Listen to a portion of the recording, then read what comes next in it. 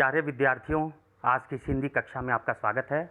आज हम कक्षा 9वीं की हिंदी पुस्तक क्षितिज भाग 1 में संकलित गद्य खंड के अंतर्गत पाठ 1 दो बैलों की कथा का रिवीजन टेस्ट लेंगे। इसमें पाठ से तो प्रश्न पूछे ही गए हैं, साथ ही लेखक प्रेमचंद जी के परिचय से भी संबंधित कुछ प्रश्न दिए गए हैं। इस रिवीजन टेस्ट में कुल 25 प्रश्न हैं और प्रत्येक प्रश्न के लिए 1 अंक है, यानी 25 अंक हैं। जिन विद्यार्थियों को 25 में 25 अंक प्राप्त होंगे वे सर्वश्रेष्ठ घोषित होंगे। जिन्हें 25 में से 20 अंक प्राप्त होंगे वे श्रेष्ठ, जिन्हें 25 में से 15 अंक प्राप्त होंगे वे औसत हैं, और जिन्हें अंक 10 से कम प्राप्त होंगे वे कमज़ोर हैं।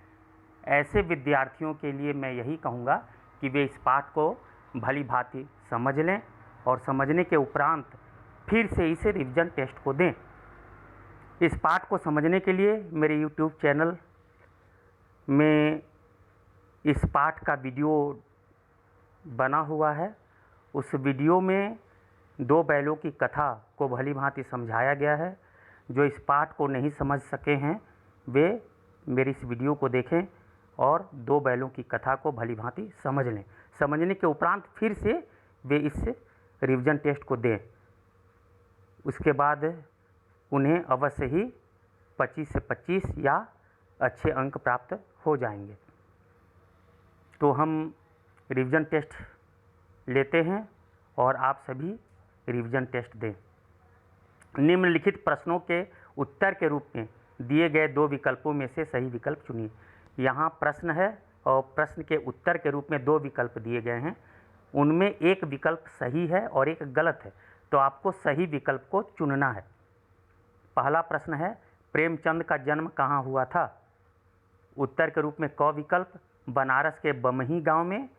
ख उत्तर, बनारस के लमही गांव में। दूसरा प्रश्न, प्रेमचंद का मूल नाम क्या था? क प्रेमचंद का मूल नाम धनपत राय था। ख प्रेमचंद का मूल नाम बनवारी राय था। तीसरा प्रश्न, प्रेमचंद की कहानियाँ किस नाम से संकलित हैं?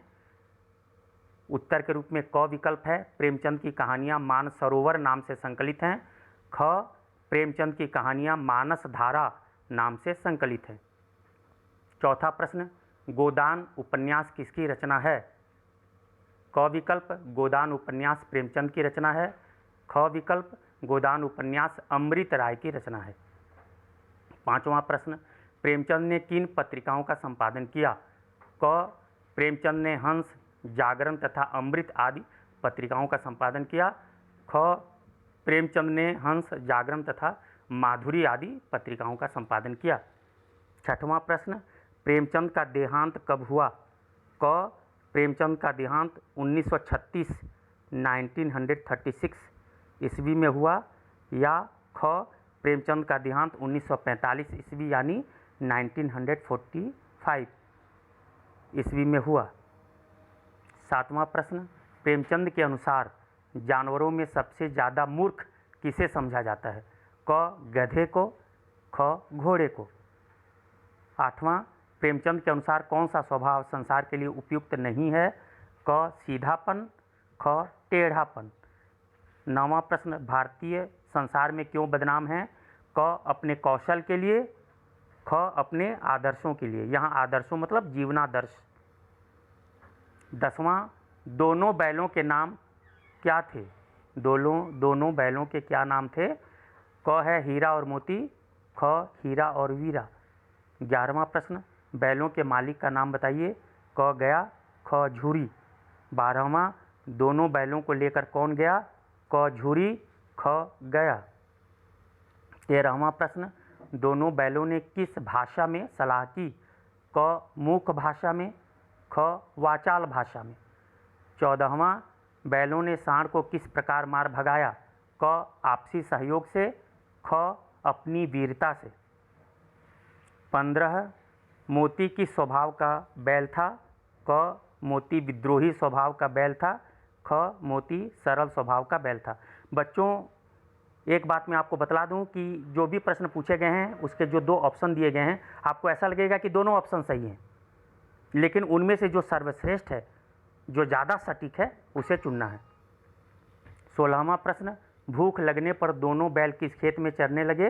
क, मटर के खेत में, ख, चने के खेत में। 17वां, बैलों पर दया दिखाने वाली लड़की के पिता कौन थे?